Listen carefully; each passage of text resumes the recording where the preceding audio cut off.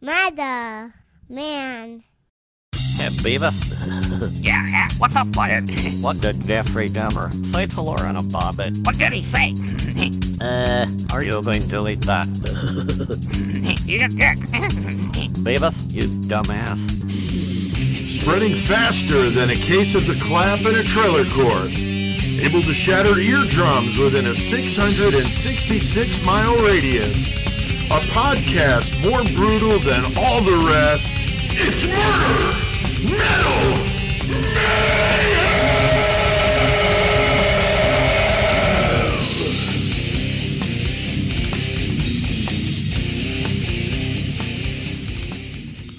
All right. What's up, motherfuckers? Hell yeah, it is Tuesday, and that means we're throwing down a brand new Murder Metal Mayhem here in Horns High Studios for the Horns High Podcast Network, episode 226, guys, going down tonight. Fucking A.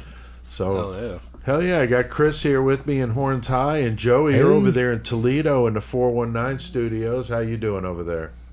Not too bad. Fucking chilling. Cool. Taking it easy. Awesome. Yeah, the weather here's been like really nice and not too hot and pretty mild. So yeah, gotta love that shit. Hopefully everybody had a good Father's Day, Chris. Did you? It's pretty decent. Hell Awesome. yeah, it was good. Yeah, I had a good one. Just hung out with my kids and grandkids, and we had pizza because Joey's usually the one that has to do the grilling. Right. And I'm sure he was like, it's Father's Day. I don't want to have to deal with it. So they did pizzas. So that worked out good. Hung out with my dad for a bit, and then we went over and hung out at Pete's for a bit, and then I got home, and Courtney got back, and the kids got back. And I was like, fuck yeah, played some bags, drank some beers, and had a good time. Awesome. How about you, Joey? How's your Father's Day, Joey? I was kind of just recovering a little bit because I had gone to a few shows this weekend. Right. Oh, that's right. Yeah. I sent my messages to the fathers I needed to, telling them Happy Father's Day. But besides that, it was mostly just fucking hanging out with Stephanie on the couch for that. Fucking right, yeah, dude. that's cool. Definitely want to talk about that shit in metal. You're a busy motherfucker, man. You're all over the place, so that's fucking cool. It's also cool you got to see Clay. That's awesome, man. Yes. Yep. Yeah, it's been a long time since I met him at a show we did together a long time ago. Right. What shirts we got on? Chris, what are you doing over there? I just got the old Murder Machine clothing, just basic skull shirt going on. They're like the official, t-shirt clothing. Oh my god, dude! Because we talk about them all the time. Fucking because we own so much of their shit. It's ridiculous. I got a couple myself. Yeah, Jason's the shit, and Joey, I know you've done stuff with him. Just fucking tons cool. of stuff. Just cool as shit. What about you, Joey? What are you doing over there? Well, actually, I just sent you and fucking Chris both a fucking picture on your phones, but I'll describe it to our listeners. So, I'm wearing this shirt, and on the front it just says, "Just say yes," with a big-ass spliff, and it says Acapulco below it. And I had gone to Mexico whenever I was a kid, a teenager, and fucking I bought this shirt down there, but the back of the shirt is just like the most bootleg shit, and it's like all the most fucking cliche weed things that you can think of. And it has like the Green Day logo. It has a bunch of palm leaves. Yeah. I'm looking at it right now. It's fucking great, at it dude. too. It says, "Help, I've fallen and I can't reach my spliff," with a Jamaican dude on the ground. Dude, it has like just a skull and says "Stone to the Bone." It has a High Times logo. Dude, yeah. Fucking. Yeah. The bottom's the best. It just says "Will work for weed." Right. It's the most ridiculous shirt, and I bought this in Acapulco on the beach and wore it around because as a teenager I was fucking stupid. Oh, that's pretty cool. Yeah, that's pretty cool. But I've been able to keep the shirt ever since then. And I saw it today, and I was so grungy after work. I wanted to clean up, so I just wanted to throw something on fast. No, that shirt's perfect, bro. Is that a 5-finger death punch hat you got on there? Is that it's not, but it is a gore pot hat though from Taiwan. Shit, I figure with the Just Say Yes shirt, I had to wear the gore pot hat, definitely, dude. Nice. Nice. And I forgot I had this shirt on. I went to one of the local Hayworth establishments and freaked a couple people out with my Jack Nicholson Shining shirt on. That face when he's that face. Gotta love awesome, it. I love this shirt. It's just because it's like the entire shirt is that, you know. His face sticking through the door Yeah, without pretty- the door parts. Pretty awesome stuff. So I think we're all in uniform and ready to have a good one tonight. Now, last week, guys, we did a gruesome, just awful fucking piece of shit dad. Ariel which is in Castro that fucking series. sucks. Yeah, Ariel Castro is an absolute monster, rapist, abductor, you know, and killer. Like we said, there was some murder there. But he was part of our piece of shit dads of June. I should have thought more about that when I came up with that name. It's hard to say. We discussed the story of 3 girls he abducted and kept prisoner in his fucking house of horrors for more than 10 years. Dude, I mean, just awful. Just insane that 10 years. Yeah, a cake on the anniversary of their abduction, and they throw a party together. I mean, just sick shit. And he beat them horribly. He fathered a child with one of them. Oh, he fathered It's more fucked than up. one with more than one, but he didn't let the other ones live. So. That's right. And Chris, you did the metal feature. That was a Fucking good one, Yeah, dude. Toxic Holocaust. Fuck They're yeah. the shit, man. Yeah, I went back and listened to some of that shit, man. It's been a while, so Fucking it's right. fucking awesome. And then Joey, you shared a little mayhem in the episode last week, so that was cool. And of course, a great killer cage match. Those are always the best. And all the rest of the insanity. So we were passing 800 on that one today, so thank you. And if you missed it, go on and give it a listen because it's a good one. Now, tonight, we're definitely doing something a little bit different. I really like this idea. We're going to do a feature, Joey, on who are we going to talk about tonight? Tonight we're going to talk about Lionel Dahmer, Yeah. who is, of course, Jeffrey Dahmer's dad. Right. And we're doing a Father's Day theme throughout the month, and Jeffrey Dahmer himself wasn't a father, probably, thankfully. Oh my God, dude! Right. His dad was actually pretty vocal, outspoken, wrote a book, so there is enough to talk about that. I think it would be an interesting topic. His thoughts on the whole thing and shit, like Yeah, I mean, when I was working on the notes, I was like, man, this is just like a typical episode. It's certainly not Right. like a short discussion. I mean, it's a lot of stuff on him. And, he went on the record much more than any other parent of a serial Right. killer that I'm aware of. So, yeah, we're going to get into that and these interviews he did, the book he wrote, and, what he's been like since this all happened. And, obviously his son, very infamous there in Milwaukee, the Cream City Cannibal, and so much is spawned from that, all the tours like at Bob's Place Yep. and so forth. So we're going to talk about that in our murder feature tonight, so that'll be good. And doing something a little different. I love the idea that you had, Joey, of doing that, getting the perspective of the parent, or in this case, of course, the father of somebody like that, and what would he be dealing with, Now, Joey, you got the horns tonight, and I definitely dig the one you decided to do this week. Yeah, we're going to go across the Atlantic Ocean and head over to the United Kingdom, and we're going to talk about fucking cancer. Fuck yeah, dude. shit. Yeah, Yeah, very cool. And of course, you just did your feature last time on James Murphy, so definitely nice segue into doing cancer. That's for sure. Yep. He will definitely pop up in the conversation tonight. Oh yeah, and so I'm looking forward to hearing about that. And then Chris, you got a Lost Classic. I got a Lost Classic. Yes, I do. So that should be awesome. And we get some other metal news. We're going to talk about Joey's the shows you went to this past weekend, and we'll do all that in the metal segments. You had to keep listening to hear that. And we're throwing down a brand new Killer Cage match. Fucking right. That's where we have a list of not only 75, and we've upped it to 100 killers, 100 objects for him to fight with, a variable in the cage, and a song cranking the fuck out as they fight to the death. And we get our listeners that provide random numbers so we know who's fighting and what they're fighting with. Chris, who do we want to say thank you to? Yes, sir. Tonight we got Juan the Latino Dream Oh, Molina. boy. Another Here we one with go. the nicknames, the Here we Latino go. Dream. Here we go. Jesus. And then we got Colin Rogers. Thanks for staying, Colin Rogers. And That's then we right, got Colin. fucking Ray Mac Daddy McFalls. There he is. God There he damn, is. dude. And Juan and Ray, you know, with the battling nicknames there. Oh, Love the that. Latino Dream, Yeah, though. I the like that Latino one. Dream, yeah. So Juan is the shit. Blessed with Pain, singer. Used to be the drummer and singer when I first met him. You know, you don't see that a lot with the drummer Right. singing, but yeah, fucking Juan is just a good dude. And we got a good matchup tonight in the cage, Joey. This is an interesting one. Yeah, we got some. It's a little bit different.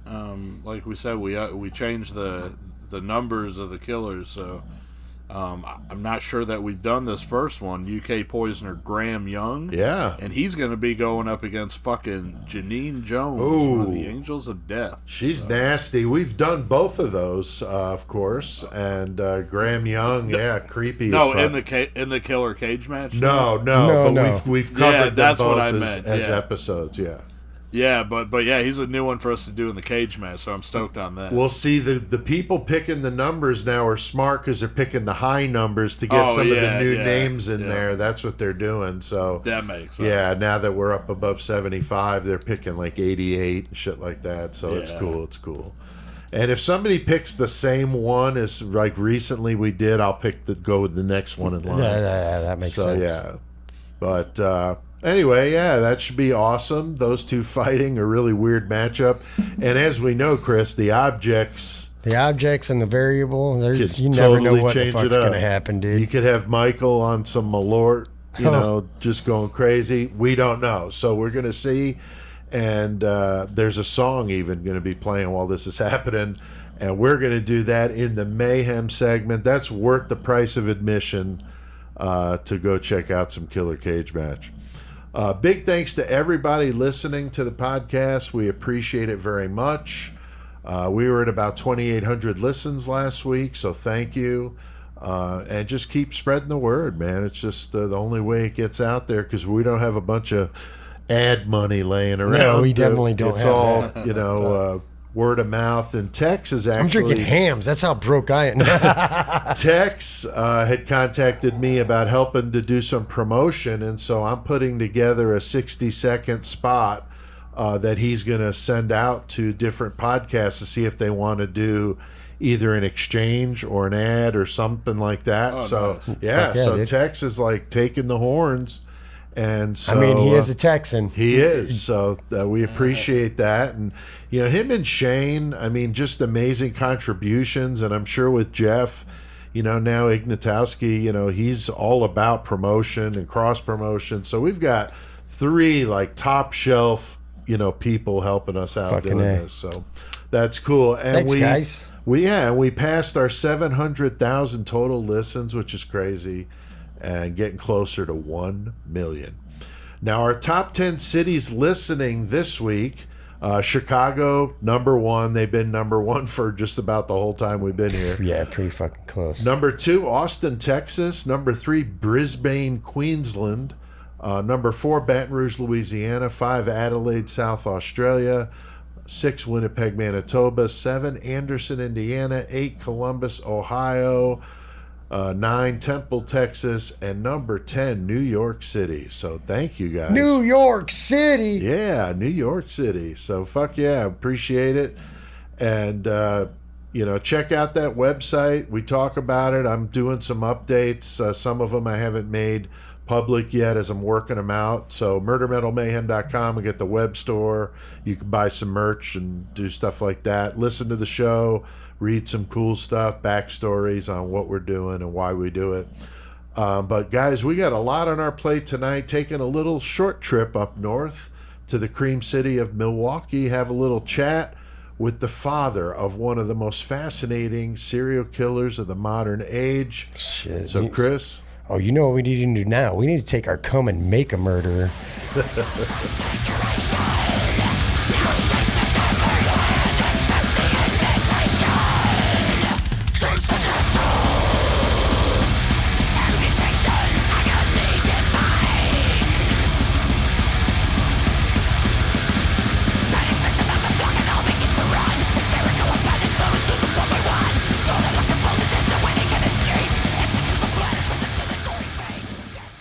Those guys are fucking wicked, man. From the UK, The Bleeding, and that song, Chainsaw Death Cult. Fucking badass. Those guys are wicked. I just found them last week. Stumbled on them. Yeah, that was pretty fucking dope. That album, Monocrator, is fucking ridiculous. It just came out. The Bleeding. Now, there is a Five Finger Death Punch song called The Bleeding. Yeah, but there's also a Cannibal Corpse album Right, called that's The what, Bleeding. That's what I thought too. But it was funny because I pulled it up and I'm like, oh, fuck no. And of course, as soon as I heard them, I'm like, okay, I know this is not Five Finger Death Punch inspired. So the Cannibal Corpse reference definitely more fitting. But yeah, those guys are sick. Really good death thrash for sure. All right, now tonight we're going to be doing things a little different, as we said. Instead of talking about the serial killer, we're going to talk about the father of a serial killer. And as we mentioned, we're going to be talking about Lionel Dahmer. And we all know who his son is, Not Lionel Richie? Not Lionel Richie. Oh, no. shit. But I fucked up, dude. you came prepared to talk about Lionel Richie. So that wouldn't surprise me, though, Joey. I mean, he's done some interesting things coming in here to prepare, right? Hey, you never know. Right, nation. So the whole world learned of his gruesome crimes in July of 1991, and people had lots of questions. How the fuck does somebody raise somebody to do that? What the hell? Right. Is it like they were born that way, or was It's it the whole something that changed nurture, them? nurture. Yeah, nature versus nurture. Yeah, for sure. So, usually the families of these killers we talk about are like low key. They don't want any part of the media. I mean, they're embarrassed and probably just want to fucking get away from it. Some of them change their names and everything, but in the case of Lionel Dahmer, I mean, he did the opposite. He went and did interviews. He wrote a book, very open about it. And for what it's worth, I mean, when we're done with this, you guys can make the judgment of whether you think he was a naive fool and let this shit happen and made it worse, right? Or was it just, is he just being an honest guy and you don't look at him that way? I don't know. I'd be curious to see what you guys think of this. So Joey, you were the one that suggested this one. I mean, what made you decide to turn the tables and do this one from the parent side? It's just always intriguing to me, I think, seeing the interviews with Lionel Dahmer, and then, he wrote the book, and okay, so if you got the 70s and 80s talking about the golden age of the serial killer, right. The 90s and 2000s is definitely the golden age of the true crime media. Right, yeah. And I remember, like, the interview with Stone Phillips, like, where he brought Dahmer's dad and Dahmer face to face on TV. Yeah. And they talked about some of that shit that went. I mean, I had never seen nothing like that. You know what I'm saying? And right. That angle at all, and it was just so intriguing.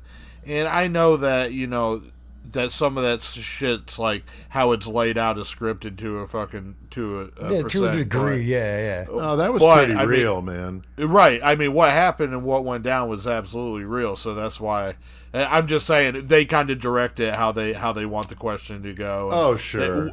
Whenever things get brought up that are kind of like shocking, they make sure that they do it. But that's fine. It's still right. The gentlemen that are talking is still convicted killer Jeffrey Dahmer and his real father Lionel.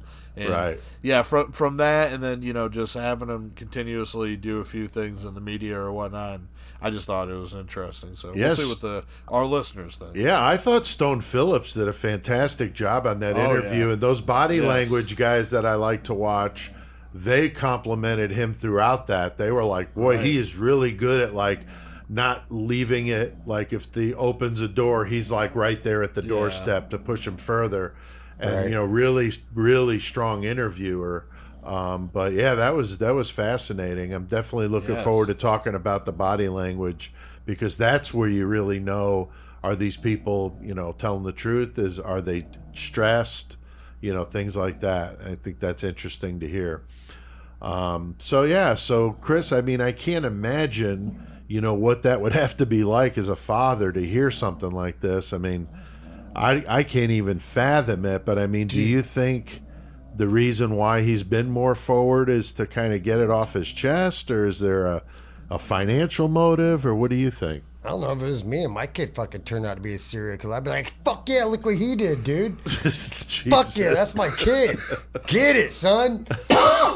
But I mean, honestly, I feel like there could be a fucking sense of, not regret, but like the whole thing. Like, what did I do to create this? Like, yeah, this you can't help but blame yourself or something like that. Like, what did I do for my kid to turn out like this? And then you go back and start thinking about what you were doing as he was a child and whatever. And I don't know. So he could be fucking just like depressed himself and just like, this is what he does to get it out. Yeah, I mean, it's certainly legit, and I think it's interesting. So, as a father, I can't even imagine it. And I know we're going to talk about, whether Lionel blames himself, and I know that I would.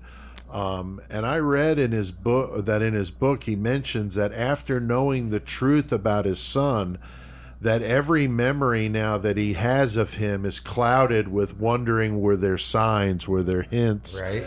And I can see that would be fucked up. Yeah, and 100% would be like, even your good memories are clouded with that, Right. So it's fucked up. It is.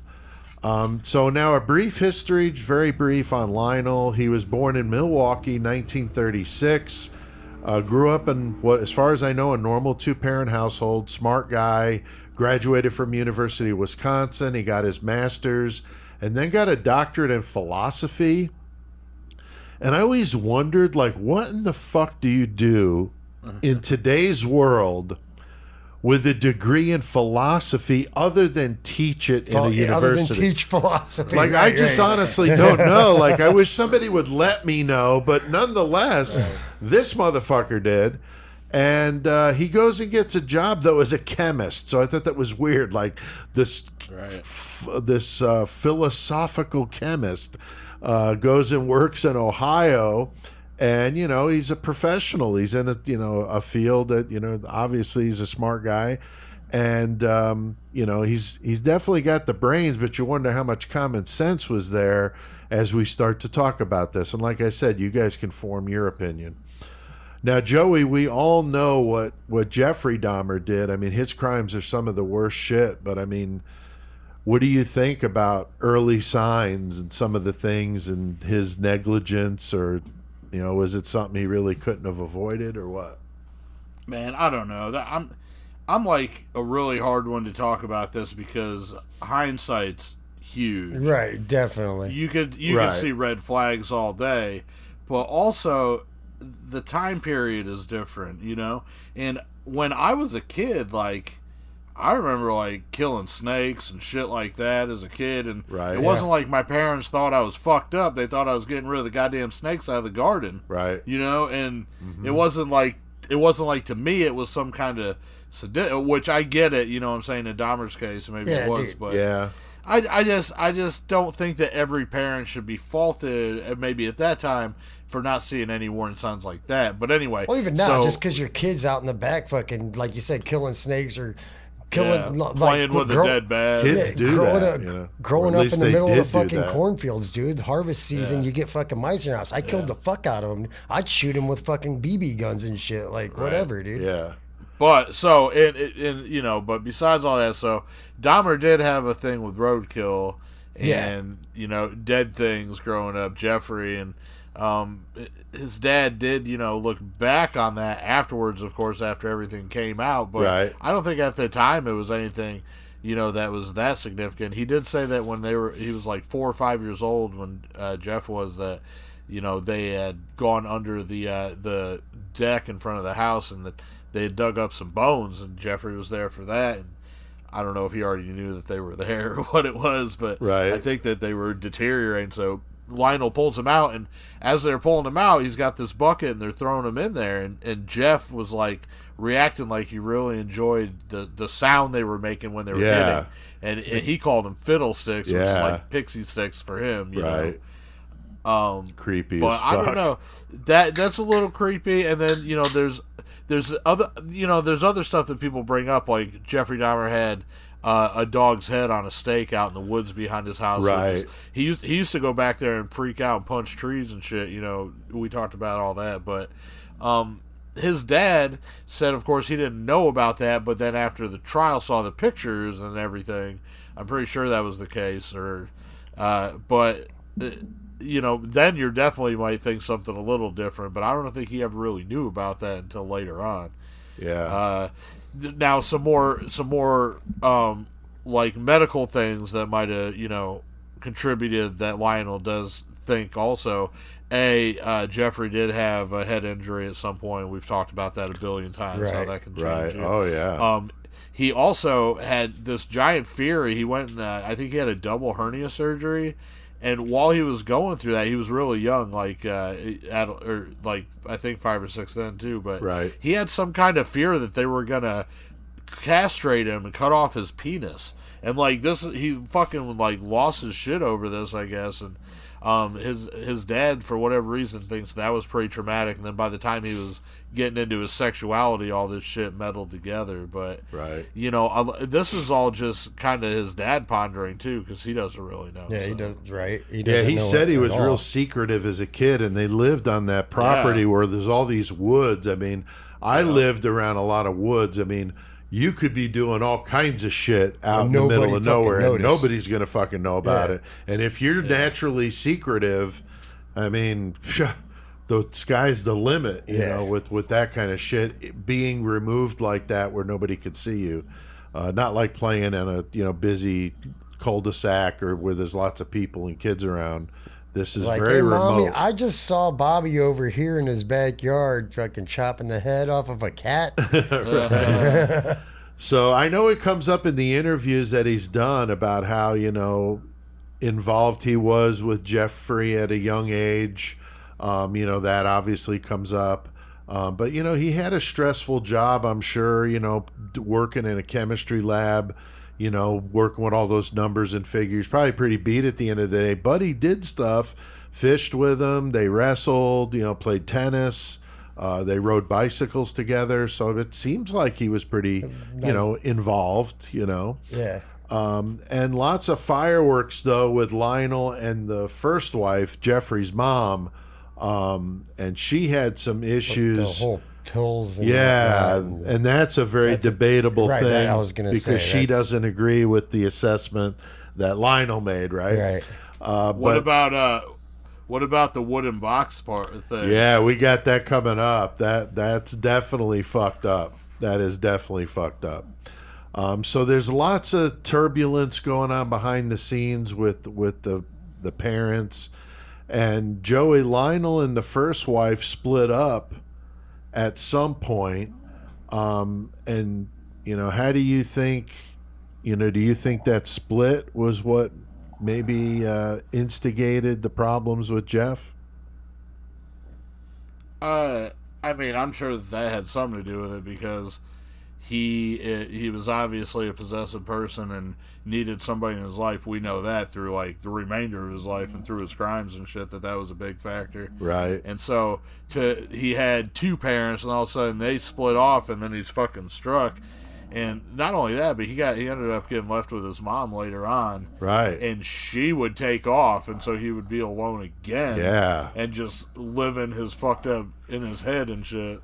So, yeah. I don't know. I definitely think that I'm not going to say that caused him to be a killer in any means. Sure. I think, though, that drip, drip, drip, though, I mean, everything just piled on top of everything. Yeah. I mean, something's got to, blight the fucking spark. Fill. Yeah, exactly. Yeah, he had a lot more in him than just that, but man, add that to what was going on. Yeah, that's definitely a factor, I would think. Yeah, and he's drinking heavily too at a young age. He's in high school, dude. Like, he's just pounding it. Yeah. So, Chris, what was the deal with him? Joey had mentioned this about him being left alone, but I mean, do you think the mother? I mean, this had a huge. I mean, that would fuck you up. I mean, she took one kid and just took off, you know? I mean, he's your 18, but still. Lionel's fucking in Ohio and shit. Yeah, and he's 18. He's technically an adult. Right. I mean, he can't legally buy booze yet because he's 18. Right. But yeah, Lionel's living in Ohio, and his mom and his brother just move out and leave him alone. So that's definitely going to mess with your psyche a little bit. Like, right. You're already got shit going on in your head. Now your whole family's just fucking gone, like, without a trace. Well, not without a trace, but just... Could he buy booze back then at 18? I don't know. It was Wisconsin. I'm not sure. The states are different. Remember, the age was 18 for a while. Yeah. Yeah. I know it used to be, I think, 19 in New York when it was 21 in Connecticut. So. The only reason I was even questioning it was because Jeffrey had so few friends and shit. I don't even know if he'd know somebody to go get him. Old enough to right. That makes true. sense. That's true. That's true. So yeah, you got them split up, and the dad in a different state, and him by himself like that. And now he's just left in his own thoughts. And his dad said when he saw him for the first time after that, when he realized he was by himself, he looked really bad. You know? So I definitely think his mom leaving with the younger brother, David, had a big impact on him. I mean, I don't see how it couldn't. But we know, as part of a motivation for, these fucking gruesome crimes, I mean, Jeff would say that he didn't want the men to leave. So, kind of hearkening back to, his issues with being abandoned. And, he's trying to make them zombies so they won't leave. Can't leave. He can have sex with them, and it's definitely fucked up. We did the episode on Jeffrey Dahmer. Of course, you could go listen to that. We're talking about Lionel, but this obviously matters in the story. And it's, definitely, I would see the argument could be made that people think Lionel was very naive about things, but I also agree with what Chris was saying, that you got the time period, and that was, things were looked at a lot differently. Right. Nowadays you make the shape of a gun with your finger in school, and you're in fucking trouble. And you're in the fucking principal's office, probably heading to the fucking your medical or mental evaluation. Right. Not. It's like, totally different. Like even now, like in like the rural communities that we live in now, like back in the day, motherfucking like my people my dad's age, they'd be driving around in the truck with a fucking gun in the back glass going to school. Fucking right. Now that shit happened. Now you'd be getting the cops called on you like fast as fuck. Without a doubt. So definitely it's just a completely different time period. But now Joey, Lionel would go on to write a book in 1994 about his experience called A Father's Story. I don't know if you've read that or not. I did read it, and I actually read it in prison, which is shit. where I read quite a few. There was always quite a few good true crime books, so I read it while I was in there, and of course, that was way after I'd already seen the interviews with Stone Phillips. This was years later, but it was still very, very interesting, and I mean, his perspective is pretty much how he comes out when he's talking on the newscast or the things like that anyway. So if you read the book, I mean, it's the same guy, and he he obviously caught a lot of flack, and especially at that time because everybody wants to know, hey, you doing it for the money? Yeah, that's the obvious question, right? Yeah, and I mean, maybe I just don't feel like with this guy that he was really interested in any kind of notoriety or the money. And he even said that he had so much fucking debt because people were trying to sue him because of his name, because of what his son had done. Oh, wow. So that he had that debt, and plus he wanted to take any other profits that he made off it and give it to the victims of the families of the victims. I did hear him say that in an interview, and I wondered if that actually happened, if he was able to do some of that, because that's cool, if he did that. Yeah, and I don't even know if he, really even turned a profit off it. Yeah, I have no idea. I don't know where it was. I didn't read it. I got it. I downloaded, or I went to download the audiobook, and it wouldn't let me. I wonder if it's because they look at it as it's in bad taste. I don't know. Pun intended. With Lionel Dahmer, I feel like he just really, really was trying to figure out what went on and how it. I think he was fascinated with the case, and not in a macabre way like people that listen to our podcast are, Right. but because he was connected to it, and because it was a person that he loved. I mean, him and his wife, they would go see Jeffrey every month, like once or twice a month. He said, they would go see him up until he got killed. But I mean, he was still his dad to the very end, no matter what all the shit. Right. So I think a lot of that went to show that. I don't think that he was doing it for any kind of money. We saw, I mean, I'm sure a lot of people saw it, but like the Eileen Wuornos case, and the people that did go after the money with her name and shit. Oh yeah, pretty so bad many. and terrible. Yeah, that's some scumbag shit, and you could see it going down. So I don't know. It wasn't nothing like that, I don't think. I don't think so either. I don't get that read with him. And I know you alluded to this earlier, Joey, and I thought it was in the notes, but now I'm second guessing. So why don't it was, but we skipped it. That's why. Oh, okay. Yeah, so I was trying to ask Chris about it. Yeah, sorry. I knew something was wrong. Yeah. But why don't you talk about the box in the closet? Chris, I'm gonna let you talk. I don't about remember the box. what was in the box and shit, dude. Okay, I will talk about the box then. Okay, so Lionel. Another thing about Lionel too, I forgot about. He did say that one time Jeffrey did ask him about taking out and dissecting his own navel, which he thought was strange. Yeah, so that is pretty weird. That is. But weird. Anyway, so Jeffrey's staying at his grandma's house at this time, and his dad's coming over, and he's fucking harping on him a little bit, and he's got this fucking this case. It's a little box, and now Lionel's caught him with pornography before, so that's exactly what he thinks it is. Right. He's freaking out, and Lionel's like, I'm gonna take this and open it up, and Jeffrey's like, he takes a fucking check that his dad had written out to him and fucking ripped it up and threw it on the ground. He's like, I can't even have 1 foot of my own private space in this place, and yada yada. And he gets pissed off and he storms out, and Lionel grabs the box and he starts to go downstairs because he's gonna open it up. Jeffrey, figuring out what's going in, he fucking turns around and fucking goes back in the house, and he's like, look, it is what you think it is, but I don't want to draw any more attention to it tonight, with grandma here. Right. Can we please just go to sleep? In the morning I'll show you what it is.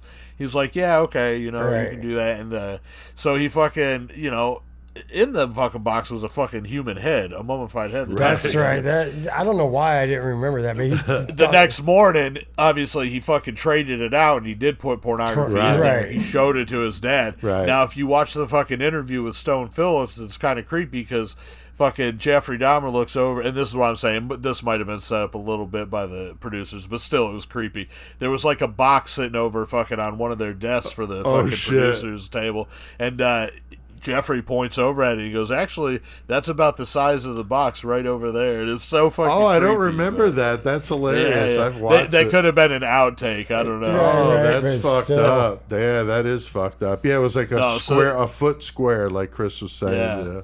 No, so the story of the box, that's creepy as fuck, because he almost got found out, right? Yeah, that could have done did the whole thing in. So, but Chris, I think people are going to have their opinion, whether he did it, because of maybe feeling guilty about what happened, or maybe a little bit of financial, because like you said, all that debt, man. Well, yeah, that's what Joey's talking about, all the debt fucking, but like, if you're writing a book, and it's going to be, a case this fucking big, somebody writes a book, especially the parent of the fucking person that did the crimes, people are going to read it. So you're going to get some profit, but I don't think it's 100% that, because I don't feel like he got a lot of fucking money and shit. I'm sure he made out pretty well, but if he's got all that debt and, legal bills and everything.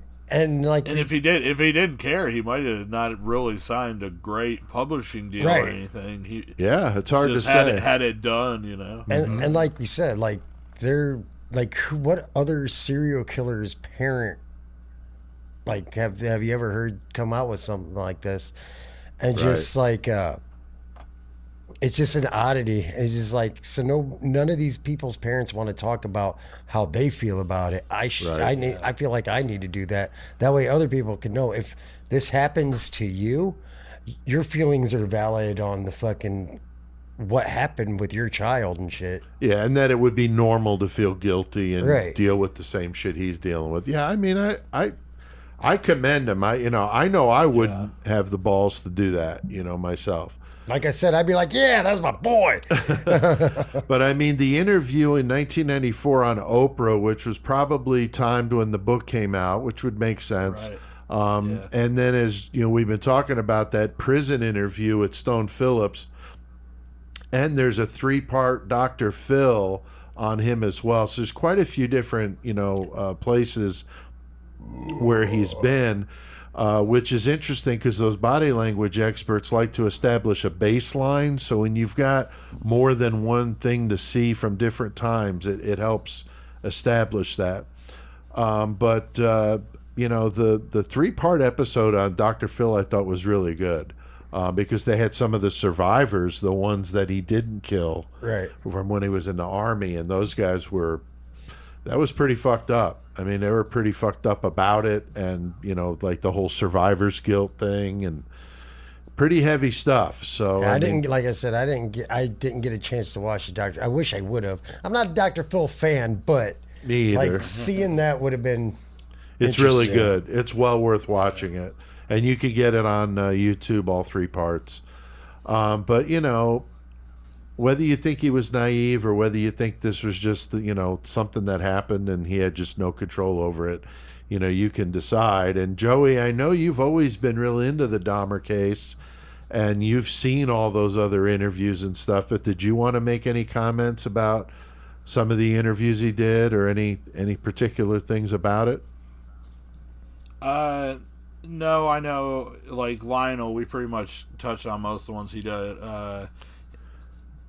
Jeffrey did a lot more, of course. Well, not a lot, but he did quite a few more. But I think we pretty much covered most of the ones with Lionel. But you can you can hear him. You can hear Jeffrey's stepmom, who also carries the Dahmer name, which is, I don't know. That's a tough one too. Like, do you keep that name or do you change it? But they kept it. Him and her. They did.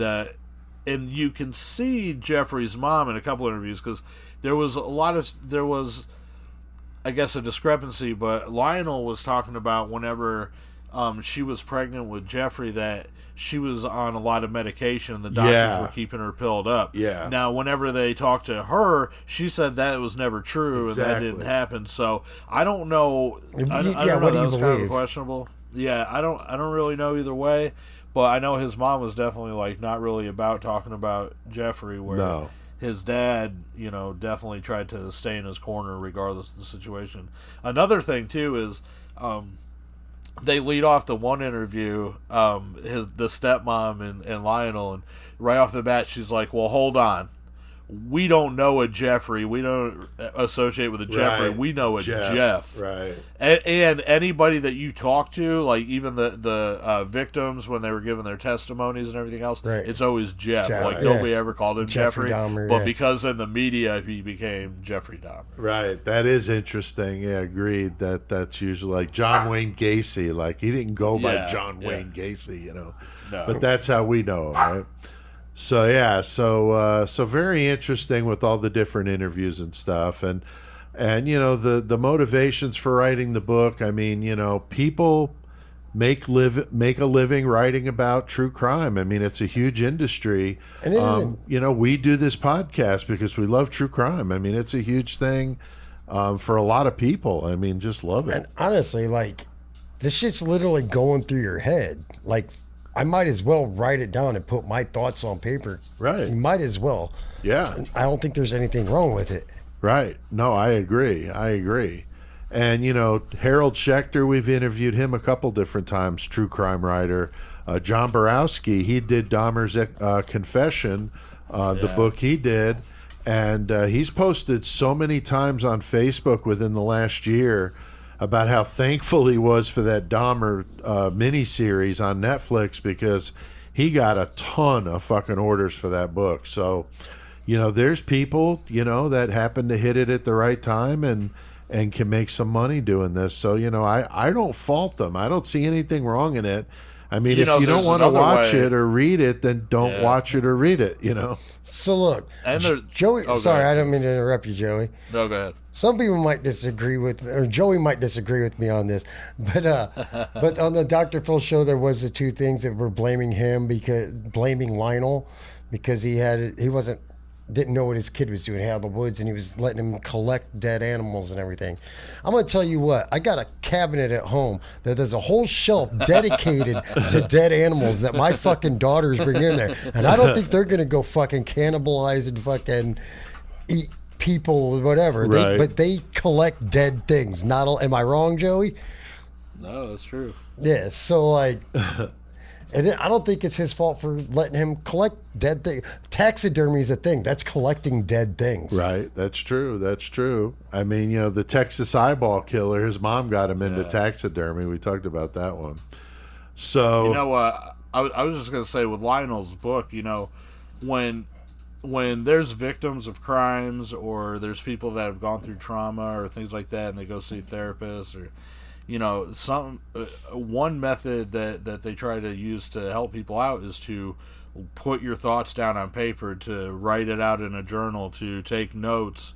And I mean, Lionel being a philosopher and having gone through school and stuff, maybe that was his easiest way to try to get out all of his thoughts that were going on in his mind, all the questions he had, and he could put it out on paper. So maybe it's a way of self-healing in that way. And then once you've already done that, you've got the book already, so why not share it with people so maybe they can try to understand if they're in the same situation. Yeah. Which is another thing that he said he wanted to do. Yeah. Was bring an understanding to parents dealing with it. So. yeah, I mean, I definitely hats off to him, man. I think that's very brave to do that because most people would not do that.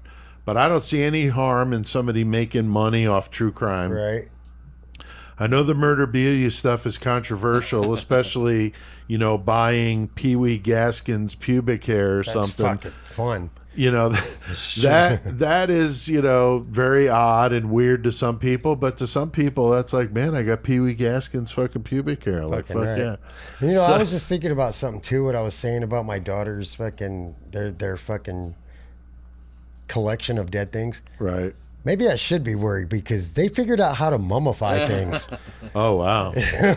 God damn it. YouTube, though, dude. You could fucking YouTube anything, man. It's fucking crazy.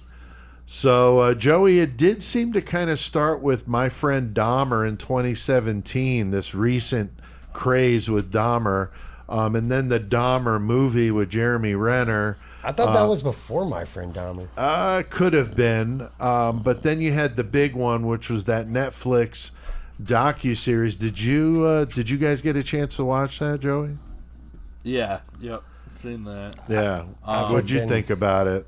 I watched. It was cool. Yeah, I knew there was a definitely. lot of stuff that wasn't true or was kind of Right. fictionalized, like the neighbor and, smelling stuff through the, vents and all that kind of stuff. I don't think that was all. I think that was BS, but Right. But yeah, it was interesting.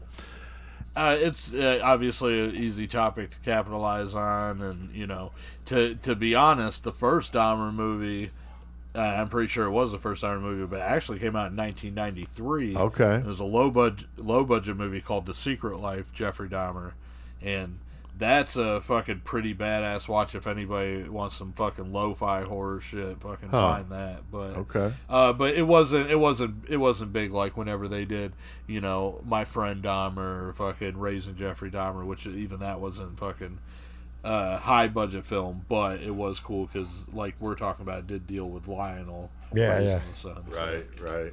Yeah, some interesting stuff, but that Netflix series really blew it up. With that Evan Peters, I mean, that was pretty impressive. I mean, he sounded like him, looked a lot like him. I mean, that's just uncanny. Yeah. And Chris, many of the victims' families, of course, were not happy with that. I mean, you can't blame them. No, I mean, I get it. They're pissed off. They're these people out here making money off of your family members' murder and demise and just horrific things. So you can't blame these people for it. I get it. If it had been my kid or whatever, and now all of a sudden I see, this big marketing box office thing is coming out, and you're making all these dollars off of my child, and you're not giving me any of it for one. And it isn't even about giving it to me. It's just like I feel how somebody could feel like their child are not being Exploited. respected, how they are being exploited. Yes, I'll go with yes.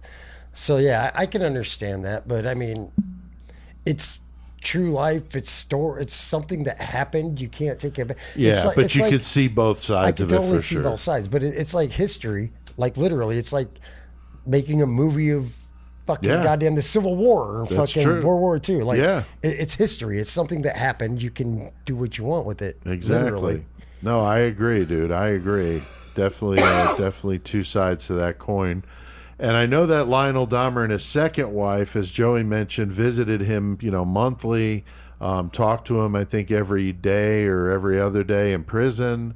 We all know he was murdered in 1994 in a possible setup from the guards. And that's, I remember talking about that when we did that episode. And, who knows if that fix was in. But Joey, I mean, did Lionel say much about the murder of his son after that happened? I don't remember seeing anything specific on that, but I know you follow it pretty close. I don't know if he really said much after that. Now, in the book, it obviously fucking, it recognizes the fact that his son was killed in prison. Right, So of course. that happened at that point before the book came out. I don't know. It's just weird. You like wonder I if said, he it's- wrote that intentionally after his son was dead so he didn't have to read it? Or didn't he read? I think he did read it, didn't he? You know what? It came out when the Stone Phillips interview, because he just talked about that he had read it at the beginning when they first get there. Oh, you're right. Yep. So Yep. maybe it was a second printing. Maybe they added a Yeah. section about him being dead.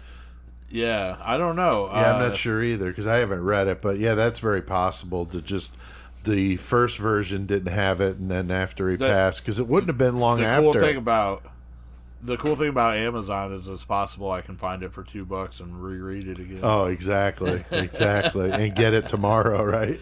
Yeah, for it's sure. just crazy. I love that shit. So it's interesting to talk about this and the different sides of this coin. And as you guys know, I do enjoy watching the body language experts on YouTube. The channel I like is called The Behavior Panel. They are fantastic. There's 4 of them, real funny, but also very, very skilled. 2 of them are, one of them's former Army intelligence interrogator, one's Navy, and then the other 2 are private sector. One's British, but he lives in Canada, real funny. So they're just really fun to watch, and they're very, very informative. And I've been mentioning them. I've been using this stuff in my writing. It's really made a difference. Shane Borchuk, who's one of my beta readers, had told me the story I wrote One Night with the Blood Countess about Bathory. He didn't even realize I was doing it, but he noticed that in the scenes with them talking to each other that he felt much more nervous tension and couldn't place it. And then when I told him that, he went back and reread it and could see, foot tapping, pursing lips, that sort of thing. It's really cool. So I've been really getting into this, and I think for what we do, it's really cool too, because there's so much stuff they've done on lots of serial killers and different people. They're not all serial killers, but very, very interesting. And I watched something on the Observe channel, not my usual go-to, because these guys, he did one on Lionel Dahmer on the Oprah interview, and then he also did the Jeffrey Dahmer interview in prison with the dad. Right. And he mentioned, that he looked agitated and showing signs of stress. But I mean, if you're on national fucking I was TV gonna talking say. about this shit, I mean, And you're sitting next to your child that in the prison. Yeah. yeah, I mean, anybody would be agitated and showing signs of stress. So that, I didn't take anything from that. But, he didn't think he was being deceitful or anything like that, because there's certain things you Yeah, can pick obviously up on. nervous because of what's going on, but not like Right. putting on a facade of what he really thinks. Exactly. And Chris, I don't know if you've ever watched any of this stuff, but there's so many of the, these guys have done Ramirez and Bundy and Gacy. I mean, it's pretty. I honestly pretty have cool. not. You've been talking about it, and I want to watch them because, like, Yeah, they did the Iceman, which Oh, was fuck. really cool. It said he was completely full of shit. yeah, Completely full of shit. They said Really? they were sure he did kill some people, but But not most as- of those not what he stories said, yeah. were stories. He was storytelling. Yeah. Yeah, it's well worth watching just for the Kuklinski one. But yeah, there's a lot of interesting things with blink rate, the way you nod your head, the way you face your head when you're recalling a fact, or is it a feeling? and the eyes move certain ways. I know. Yeah, Yeah, it's really, really interesting stuff, especially when you pick up on it. It's funny when I've talked to my boss the last couple times and he's talking to me and I'm thinking, well, if you're going to lie to me, he doesn't. I'm just saying, if Right, you were to right. lie to me, I'm going to know because I'm watching you. And cops do this stuff. I mean, the police know this stuff. So when they're interviewing somebody and they are showing signs of deception, it's like the lie detector. They know they're onto something, Yeah. And so it's pretty neat. Joey, what about you? Have you watched any of that? I know you watch a lot of the police interrogations. Oh yeah, they definitely go hand in hand. They talk about both, and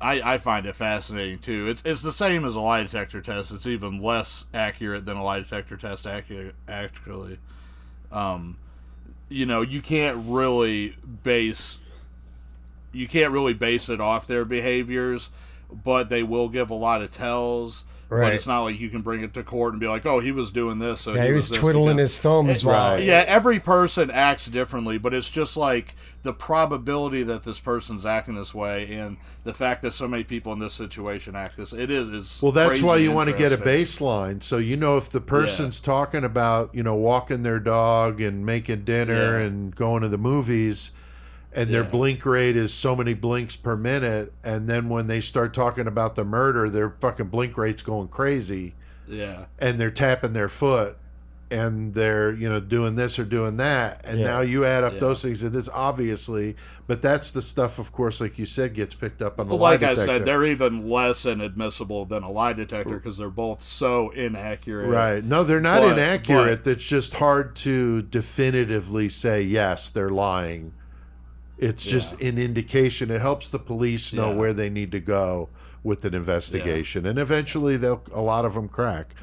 So Fuck them cops. No. when it comes to the body language, though, Lionel Mostly it's internet detectives that use behavioral analysis. It's not real investigators. They can't use it in there, but they'll use it because they understand that they're seeing something. No, these guys but they train can't write it down. these guys train cops on how to read this shit. But you can't bring it to the state's attorney. You can't bring it No, No. but when you're judge. interviewing somebody and they're lying, then you're onto something versus, no, they're very truthful.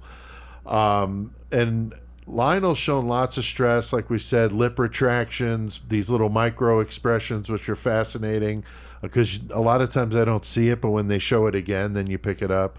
And when the subject was Jeffrey molested or abused in the home, when Oprah brought that up, definitely he's showing a lot of stress there. But again, that is in line with what anybody would be. And even though he knew that she was going to talk about it, he still, you can't really hide it. Master it's a hard poker players question.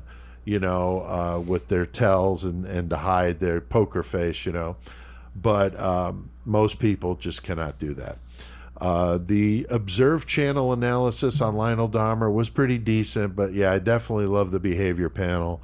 They have done the Dahmer interview in prison, so that one, obviously Lionel is on it, and they felt that he was being very truthful and that there was no deception on either of their parts. They were being very honest. So one of the rare times when they say that.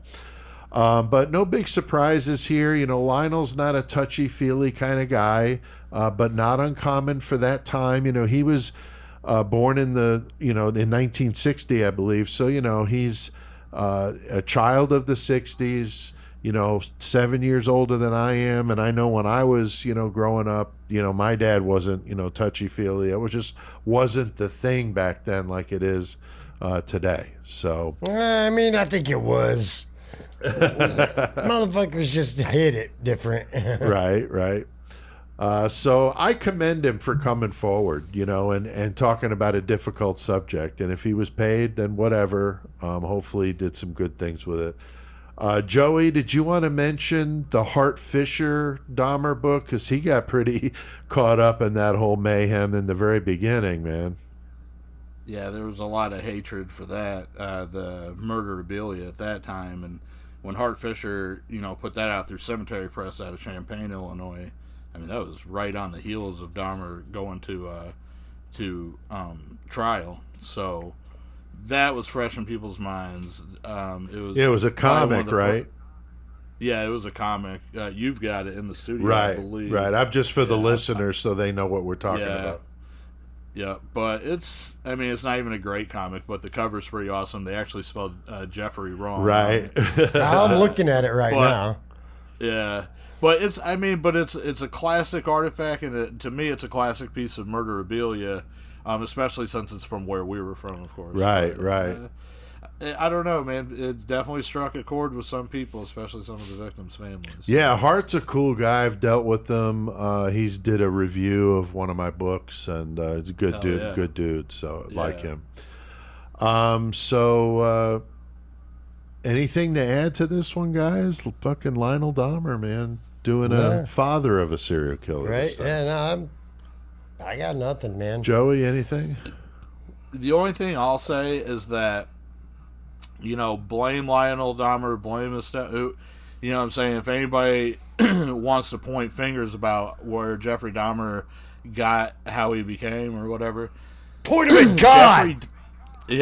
But Jeffrey Dahmer, in his own words, said, "To this day, I don't know what started it, and the person to blame is sitting right across from you. That's the only person." Right. Not parents, not society, not pornography. Those are just excuses. And I think that's one of the realest things that super real. He's like, ever said. I'm the one that did this. It's my fucking fault. Yeah.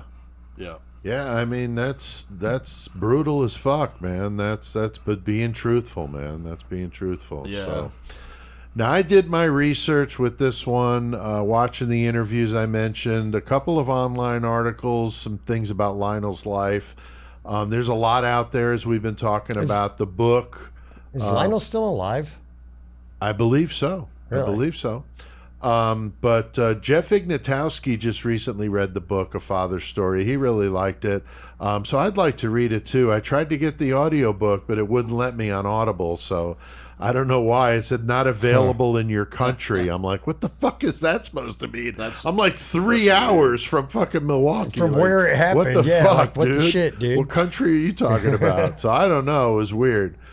But next week, we're going to be doing our piece God of shit, damn it. Dads of This June. fucking guy. One more, Chris. One more with your name, Chris. Yeah, Chris fucking Watts. Fuck this guy, dude. Awful, man. Awful. Another Chris. Another Chris. Another Chris. But one of the more disturbing modern cases of a dad killing his family. I mean, just absolutely heart-wrenching. The wife, pregnant, 2 young girls. I mean, terrible. Colorado case from 2018. The disposal of the bodies is horrible. Really bad, yeah. Really bad. So it's going to be a brutal one next week. We're going to end it on a bang. And we'll have Tex in here with us via the internet, because Tex is going to be here in the flesh August 1st to record our first cult episode. I'm going to, dude... It's going to be awesome. You would able to be here August 1st, Cash. That'd be dope, man. All 4 of us in here. Yeah. That would be crazy. So, yeah, we'll have to fly Shane in here for it. Yeah, so... And if you like the behavior analysis, Chris Watts, his fucking footage is some top tier for that. Oh, yeah, they loved it on the behavior panel. Yeah. Did you see that, Joey? Yeah, I watched theirs on him for sure. Yeah, really good stuff. So we're going to do that one next week. So, ladies, get ready to drop some panties with Tex next week. He's going to be in town. So, all right. Now, Joey, got any good page of days for us this week? I do. I got two. One's quick, one's a little longer, but it's good. So the first one, I've seen the fucking footage about this dude. It's pretty crazy, but 2018, Zachary Wester, he was dismissed from the Tallahassee Police Department after an investigation into his prolific drug arrest found that he had been planting drugs in people's cars during routine traffic stops. Oh, wait. I think I know what you're talking about, dude. Yeah. He got caught because his own body cam caught him planning evidence in this fucking idiot. woman's car. Wow. He arrested a woman for felony possession and child endangerment after he's seen planting bags of meth on her front console.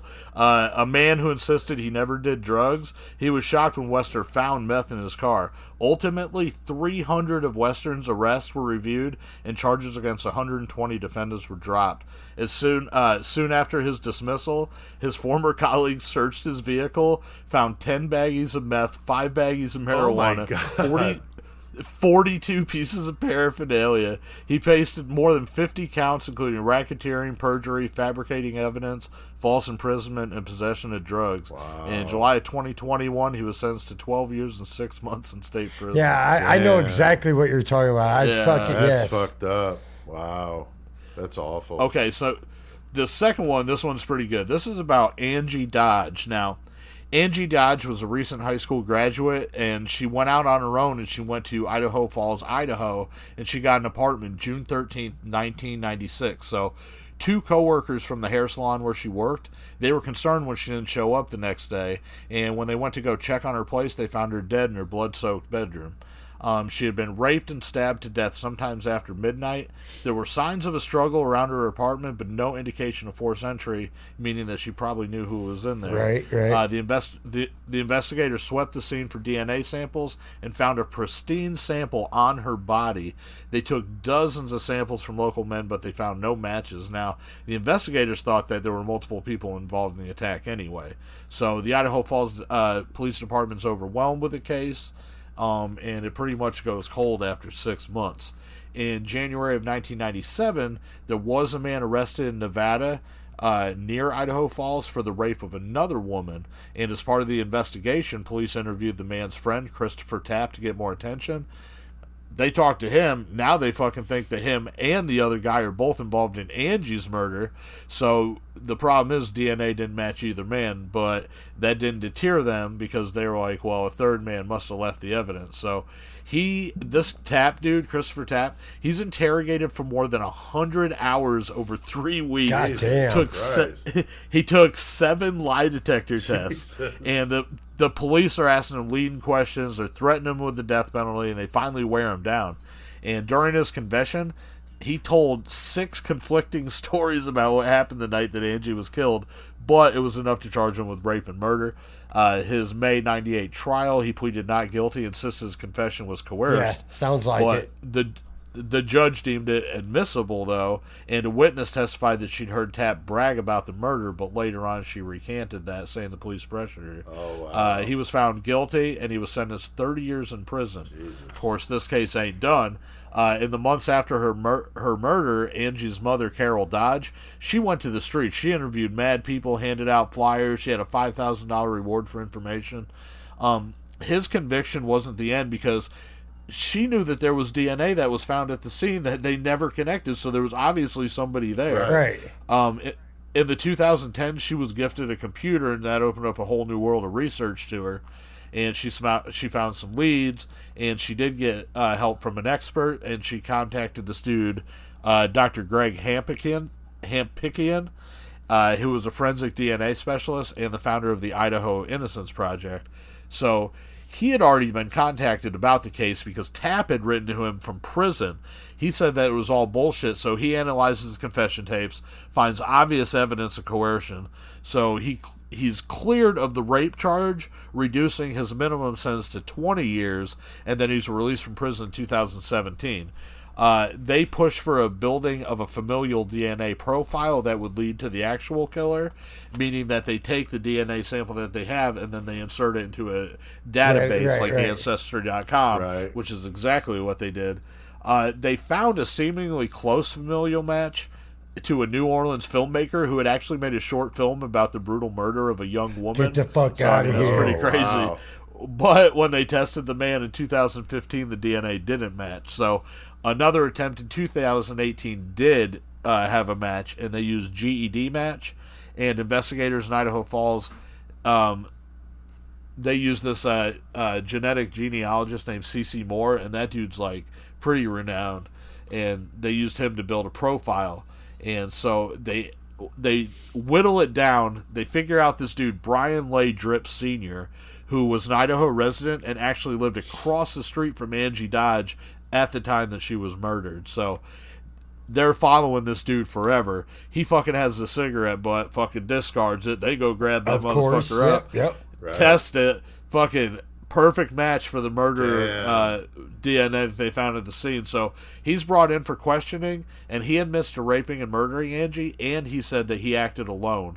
He pleaded guilty in February 2021 and got 20 years in prison. Now, Drips, who Carol had suspected in 1996, was arrested in 2019.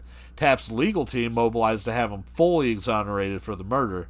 And Carol, actually, she led the charge with them on that. Right. And when TAP was exonerated, he spoke of how it all fell down to his own mother that his name was cleared, and he also thanked Carol, who he said was the second mom to him. Wow. And he said that she pushed harder than anyone else to get him released and exonerated. Wow. And she spoke of how happy she was to see him back with his mother, right. and for That's a good her story. to get her son back. That's a good And ending get her to a fucking terrible goddamn story. daughter's real killer fucking locked Right. up. Yeah. Wow. Yeah. So Angie Dodge, crazy. Kid. Yeah, that Yeah, is that's a good fucking one. nuts, Fuck dude. yeah, page a day, man. Always good stuff. All right, guys. Well, we have done plenty of murdering tonight. Fucking right. Think it's time to crank up some metal, throw up the horn. So, Joey, what the fuck do we need to do?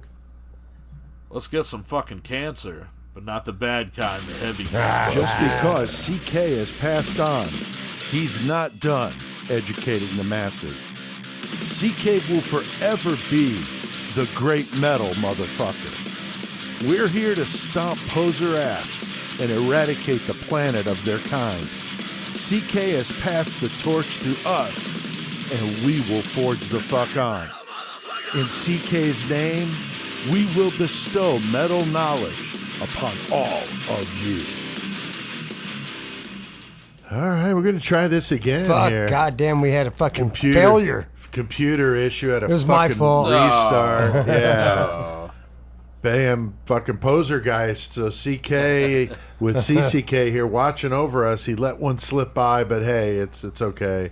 We're rolling on, and we're in the metal segment, and that means we're going to talk Fucking about right some we are. metal. Joey, you got the horns tonight, so I why have don't them. you take the Hold reins? them up for you guys. Yeah, you're Fucking- sick. Fucking goat I'm not going to horns. touch these ones because last time I did, we had failure. Chris fucking fuck shit up. Goddamn right I did. So I'm going to get this going. So tonight I am going to be talking about Cancer.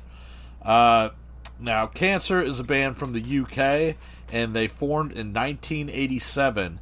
You had Carl God Stokes damn. on drums. I was Carl 9 Stokes years on old, drums. bro. Yep. Ian Buchanan was on bass. John Walker's on vocals and guitar.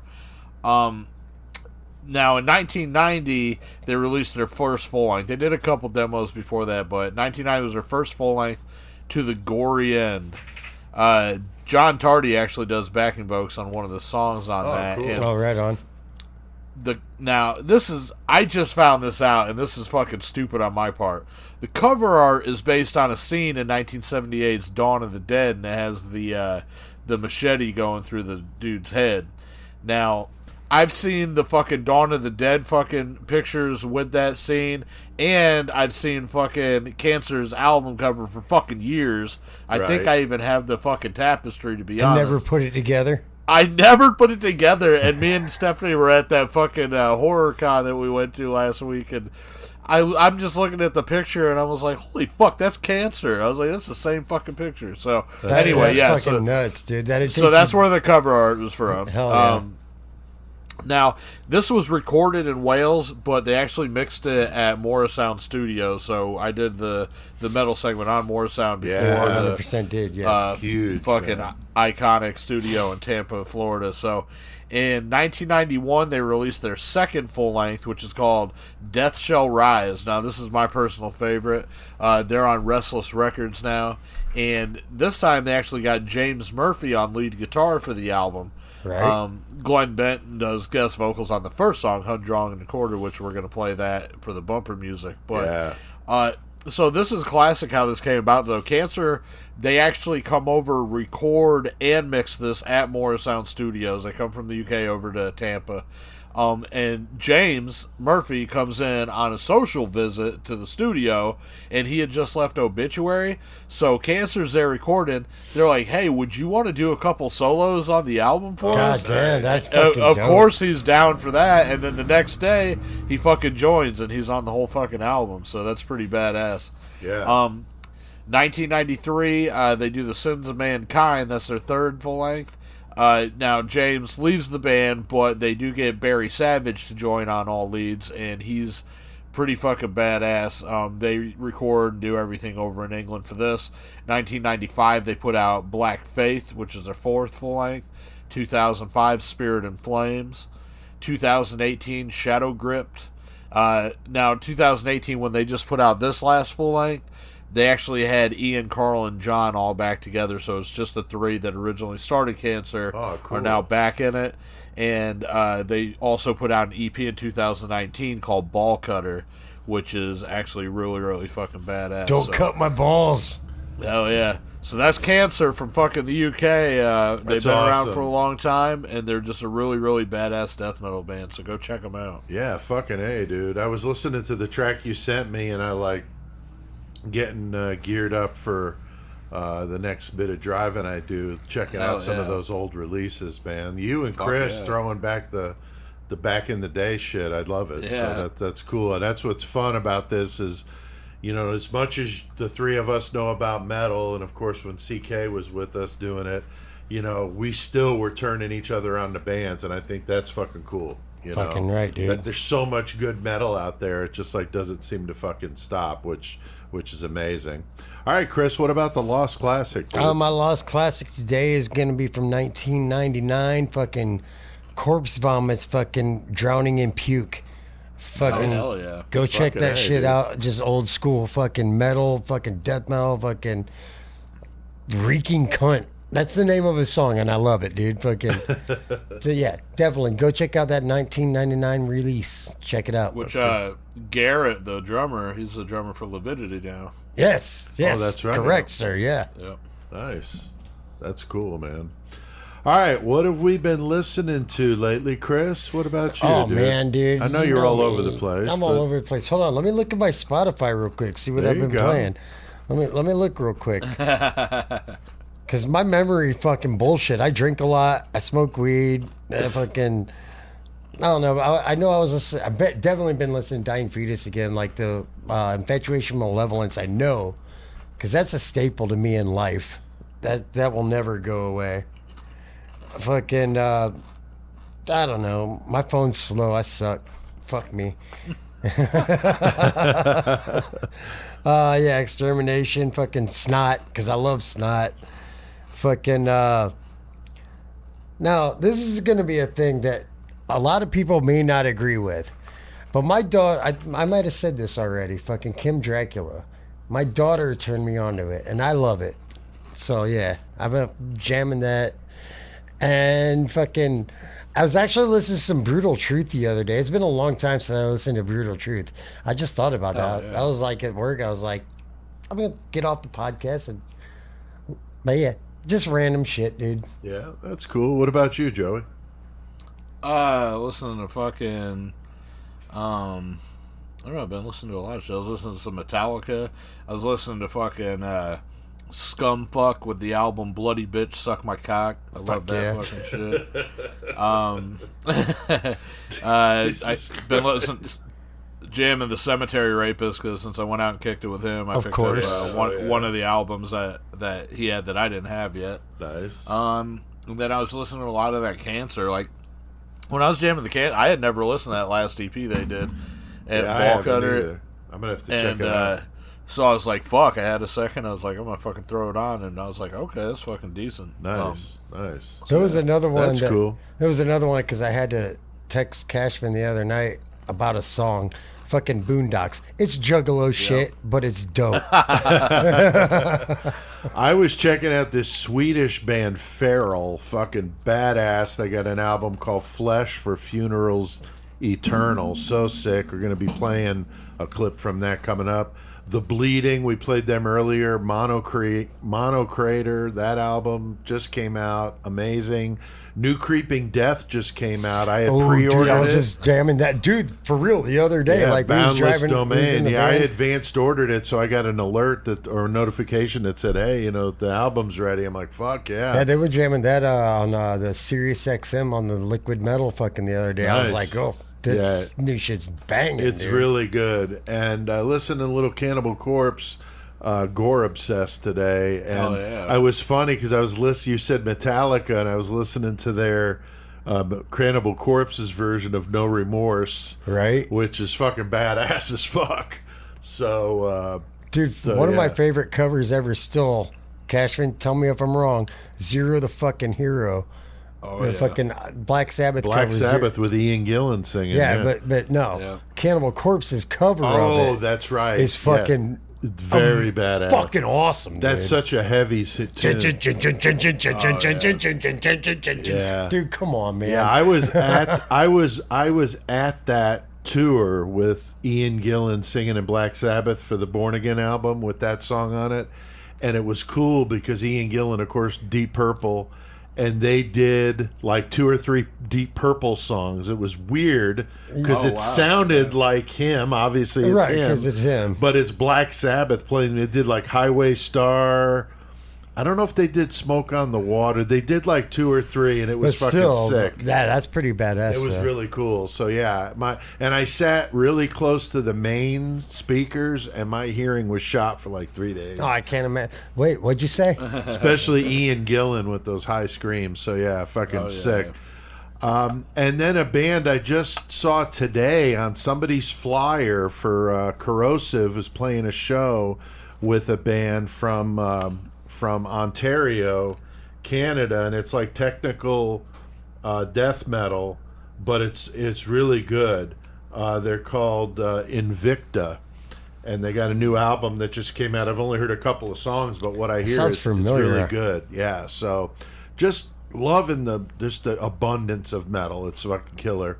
Yeah. Now I got the horns next, and I'm going to do my feature on the band Withering Scorn, which is kind of a super group, really. The Drover brothers, those guys are badass. Sean and Glenn, Joe DeBias, formerly of Fate's Warning, and then the singer is Henning Basse, or Basse. I'm not sure how you say that. I think he's German, but they're friggin' killer. And Sean was the drummer in Megadeth for 10 years. Glenn was also in Megadeth for only a couple of years, and he was also with King Diamond. So top-notch fucking musicians on this one, and really good. There's like 3 songs that are out. They got a video out. The new album drops on July 7th, so go check it out, Withering Scorn, and I'll do them next week in our episode. So check that shit out. Now, I am not a big Cradle of Filth fan. I mean, I've heard some of it, and it's okay, but it's not typically my thing. Too much keyboard. Right, I understand. For my taste. But I read an interview with Danny Filth on Blabbermouth talking about how Spotify's ripping off these fucking bands. And that sucks because I use Spotify, dude. I know. And here's what he said. Cradle of Filth had 25 million plays last year, and he says he has personally received less than 20 pounds, which is the equivalent of $25 here in the United States. That's crazy. Yeah, that's 25 million plays, and he got not even $25. That's not even $1 a play. Ridiculous. Not even $1 a million. Yeah, I mean, just absolutely fucking ridiculous. So I think that is criminal. And I said, I use Spotify. And I know. feel I use fucking YouTube Music, bad. but I pay for it. It would be nice that money would go to the bands, but it doesn't, or however they, the mega players, the Beyoncés and people like that, they're making money with it because they get so. But 25 million plays, I mean, that's a fucking lot. But he also went on to talk about the cost of diesel over there in Europe and how Traveling expensive and it is shit, to get over here to the United States. And so this is really hurting bands. And I have personally never received a penny from streaming music. I've recorded about 10 albums, 2 different bands over many years, and I've never, ever seen a penny. So I know I'm not in any sort of stratosphere as Cradle of Filth.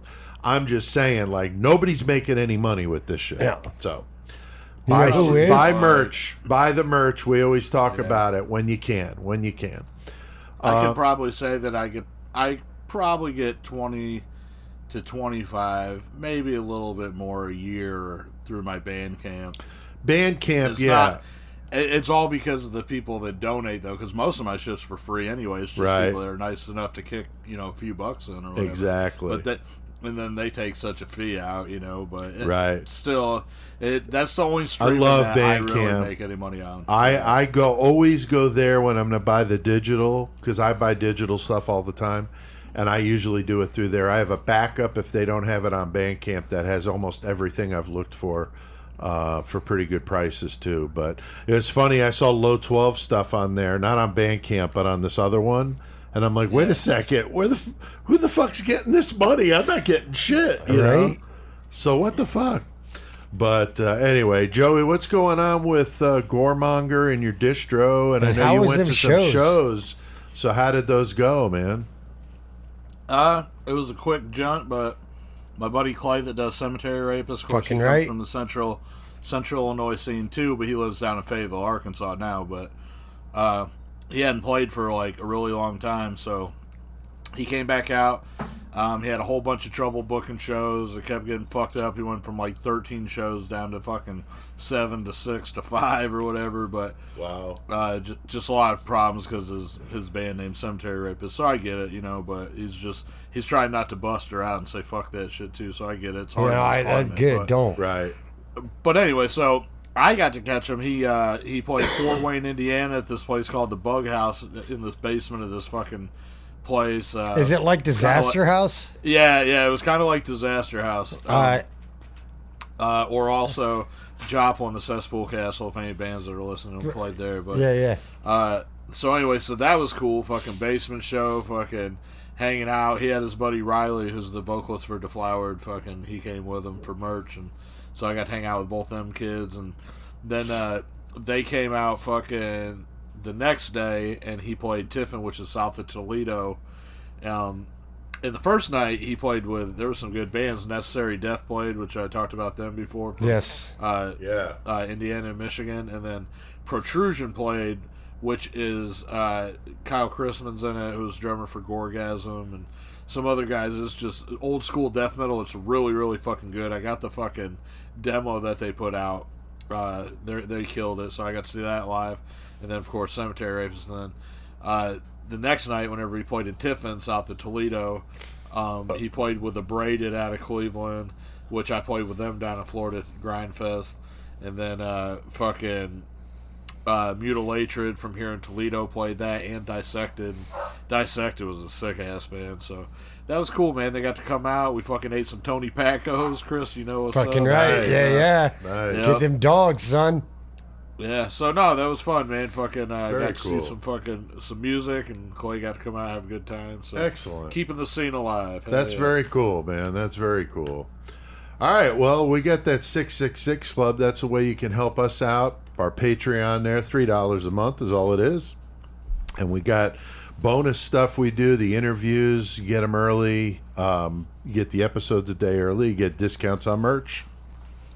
It's just a cool club to be in, It's and fun. it's called the 666 Club. I And mean, you should fucking. Yeah, much why the cooler. fuck wouldn't you want to just be in because that? of that, I would just say I belong to the 666 Club. Yeah, You know, and like you're at dinner with your family, And and just just let tonight them we know. recorded the video for YouTube, so like, and Pete does all the work on all this shit. Just so you guys know, if anybody wants to get out here and help us out and like do some editing and whatever, like pro bono, that'd be great, dude. Right? Fuck. Yeah, it's a good thing we can do it ourselves because there's certainly not a bunch of money rolling in here, but we enjoy doing it. So thanks for those of you that are members. We do appreciate you guys very much. All right, well, we have done plenty of metal tonight. So Chris, what the fuck is about to happen? Oh, it's getting a mayhem on. What the fuck is up?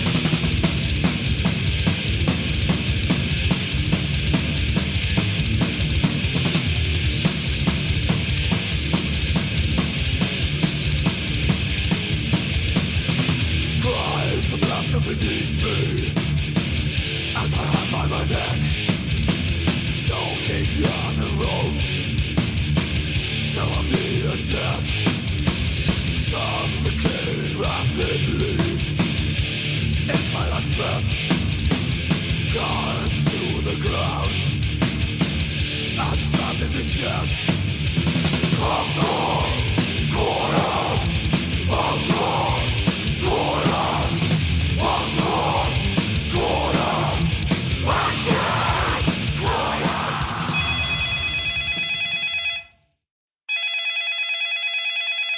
Yeah, this is the Cannibal Cafe where eating you out brings a whole new meaning. How the fuck can I help you? Yeah, this is Frankie, and I'd like to make a dinner reservation for two this Friday at 8 p.m. if possible. Dinner reservation? You don't need to call us to cannibalize any of our members. You take care of that on your own. Just go on our message board and let everybody know what you're looking for. There was a guy on there last week. He wanted some motherfucker to bite his dick off while he was still living, and he enjoyed every second of it. So I know he's still not available, but there might be others. What? Did you say biting someone's cock off? I thought this was a vegan restaurant. I'm offended. Can I speak to a manager? I'm going to leave you a negative Yelp review. I am the boss, motherfucker. Go take your bee's ass and jump the fuck off. You fucking pose a cannibal wannabe motherfucker. Oh my God, Chris with the Biting cocks. Chris with the Academy Award performance. Me coming in as the caller, but Chris stealing the show with that one. Love the laughing and shit, dude. That's so fucking funny. So the Cannibal Cafe commercial back when we did the Armin Mavis Armin episode, Mavis. that was fucked up. And I before want you to that, stay with me. Cancer and the song Hung, Drawn, and Quartered. Fucking brutal as fuck, man. Definitely going to be listening to that EP tomorrow in the car for sure. Yeah, decent. Good stuff. All right. Well, we got a killer cage match to get to, guys. That's where we get a list of 100 killers that we came up with, 100 objects for them to fight with, a list of 15 variables that just throw different things in the mix, and a song playing while they fight. And so we want to say thanks to a few listeners that helped us out. Yes, we do. We do. We have Ray McDaddy McFalls. Nice. And then we got Vanda Latino Dream Molina. And then we got Colin Rogers. Thanks, y'all. That's right. That reminds me of that Key and Peele East West thing, and then Dan Smith at the end. Right, Colin right. Rogers. I know Colin. He's a great dude. No, It's so funny. Yeah, I though. ain't talking shit about you, Colin. Yeah. It worked. Yeah. And so I'm sure if Juan's listening, he's like, Pete, what the fuck is wrong with you, man? I don't know, Juan. I'm still doing my thing here. All right, we got a good matchup in the cage tonight. Joey, who's battling to the death? We got fucking Graham Young, who was the poisoner from the UK, if you remember that episode. Making some coffee, killing some people. Making coffee. Coffee. Fucking stop, dude. Jesus Christ. So Graham, he's gonna go up against fucking the Angel of Death herself, Janine Jones. Baby killer, man. She was killing infants, man. She's so fucking nasty. Remember, Tex was talking about dealing with her in the Texas prison system, and that she is a mean fucking nasty bitch. So that should be interesting. And Chris, couple of objects. One here is brand new. The other one is a staple, if I've ever heard of one, in the Killer Cage match. Well, first of all, number one, we've had in before multiple times. It's been in a, we got to say can of corn. A can of corn? A can of corn. Like, okay. And then we got this one, though. We got the new one. We got us a fucking gun that just sprays out shards of glass. So it's like, so it's like basically you take like a 12 gauge shell and you shove it full of glass instead of buckshot. Pretty much, yeah. But fucking, that's not going to be good for you. No, not at all. And the variable, though, this time, this is a good one, Joey, I think. What's the variable? Oh, I know who wins this fight. Yeah. The variable's coming out of Canada, and that's our buddy Shane Borchuk. Oh, no. And not only is it Shane in the cage match, it's after somebody stole his poutine. That's fucked up. Oh, man. So Shane, after someone stole his poutine. Wow. And the song playing is Wake Me Up Before You Go Go by Wham. So pretty lame. But it's going to be a brutal match with Graham Young going up against Janine Jones with a can of corn and a gun that shoots shards of fucking glass. And we got our buddy Shane in there after someone stole his poutine up there in Canada, mad as fuck. And the song playing, Wake Me Up Before You Go Go by Wham. So, Chris, where do we start with this one? How do we unpack this? This is going to be pretty quick for me. I got an idea here. So, fucking Janine, she just like got done murdering a baby. So she's just dancing around fucking to wake me up before you go. Don't want to stand. So she's just dancing. Yeah. Meanwhile, fucking Graham's dumbass, he fucking grabs that can of corn. He's like, ooh, I need to add that to fucking Shane's poutine. You don't fucking put corn on poutine, dude. You don't fucking do it. So Shane he looks at him. He's looking over at fucking Janine. He's like, fuck this bitch, I'll get to her in a minute. He looks at fucking goddamn Graham Young. He's like, you're fucking desecrating my nation's food. Fuck you. And he just runs at him and he fucking punches him. And then he grabs that gun that fucking shoots the shards of glass. He fucking looks at fucking Graham. He just shoots him in his dick first and just let him lay there and wallow in pain, dude. So he just walks up to fucking Janine after that while she's dead. He's like, you kill babies, go fuck you. And he shoots the shit out of her with that fucking goddamn gun. He's like, kills her, right, like, first shot, right, straight to the face. But Canadians are supposed to be real nice, though, and mellow, but somebody stole his poutine, he's fucking mad. Don't fucking steal a Canadian's poutine. So that's the game changer, the poutine. Fucking don't steal from motherfucker's poutine. But his first shot is like straight to the face, but from a distance. So it doesn't kill her. It just shreds her face open. And he walks up to her and he looks at her and he laughs. He's looking over at fucking goddamn Graham Young and he's like, both of you could suffer for a while. Thank you for my poutine. He just sits back, eats his poutine. He's like, fuck this stereo with that song. He shoots the stereo too, kills the song. He puts on some fucking goddamn goremonger and he's just like, yeah, this is way fucking better, dude.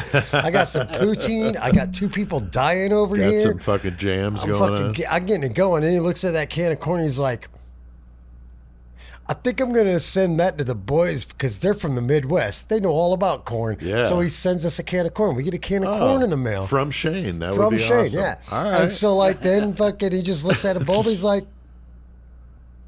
I'll just let you bleed out. And he sits there and watches eating his poutine, and Shane wins this battle in a glorious, triumphant way. I can't argue with that, but Joey, what about you, man? You always got a good take on it. Well, I feel like when the bell rings and, that wham's just whamming out of the speaker. Whamming! That shit is fucking too badass. Speakers are crying, man. Man, and so the fucking stadium's fucking going nuts, obviously, on a day like this when Wham's playing. And fucking the Graham Young now, he's having a whole lot of problems while he's in that fucking ring because he wants to poison some motherfuckers, but the problem is he's not smart enough to figure out how to make any kind of poison with the fucking shit that we've left for this dude.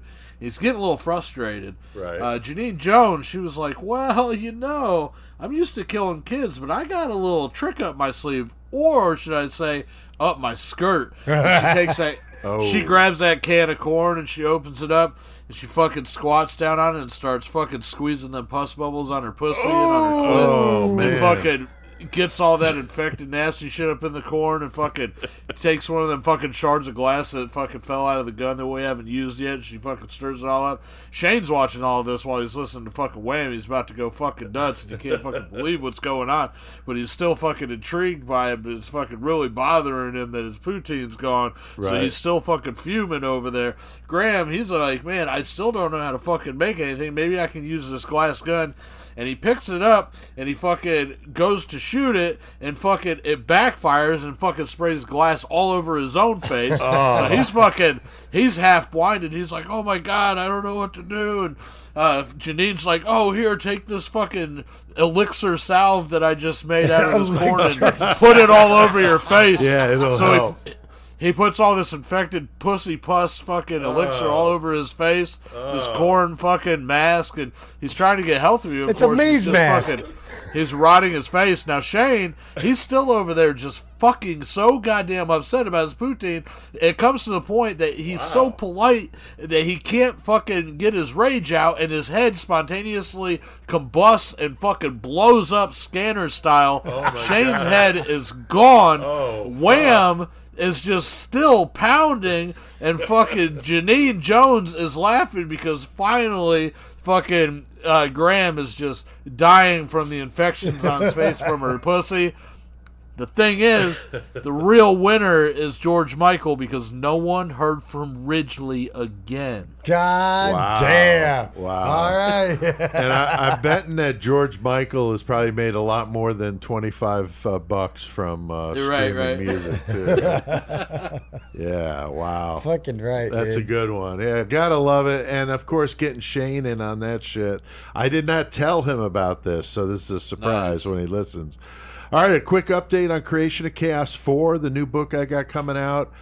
Short story collection. The proof copy got here on Friday. It really turned out good. Really happy with the way it looks. I was able to place my order for the first pressing before their prices go up because Amazon's jacking their prices up. Everybody is. Yeah, so Brian is finishing Shit, my mom's up a hooker. She's been jacking her prices up. Oh, come on. I love you, Mom. I'm just kidding. Brian is finishing up the poster and bookmark, so those can get printed. And I am going to start taking pre-orders next week. I'm finishing up the trailer for the book now. The website's getting worked on with the new web store pricing. I got sales on all the books in the store. I've lowered the prices to get rid of the inventory and get new stuff ordered for the new season. So order your stuff, PeteAltieri.com. And we got that appearance locked in Saturday, August 12th. From 10 p.m. to 5 p.m. That's right. It still says that, doesn't it? Yeah, so let's change that. Yeah, still 10 p.m. to 5 p.m. 10 a.m. to 5 p.m. And, yeah, I did that last week, and I didn't realize No, I fucking love it, dude. It's great. outside the Painted Wraith there, downtown Bloomington. That's going to be great. There are going to be other artists and people there. I'm going to have my it's books. a Saturday. Okay. I'm going to have my books, and Chris maybe will be there Or for I'll be part there. all the time. We're selling Murder Mental I'll be Mayhem in and stuff, out. too. So, yeah, so that'll be cool. Saturday, August 12th. The Murder Metal Mayhem website, you could go there. That's where you can keep track of where we're going to be, if we're going to be appearing anywhere. And we got all sorts of merch on there as well, murdermetalmayhem.com. All right, well, guys, I think we have done plenty of mayhem tonight, so let's hit the outro.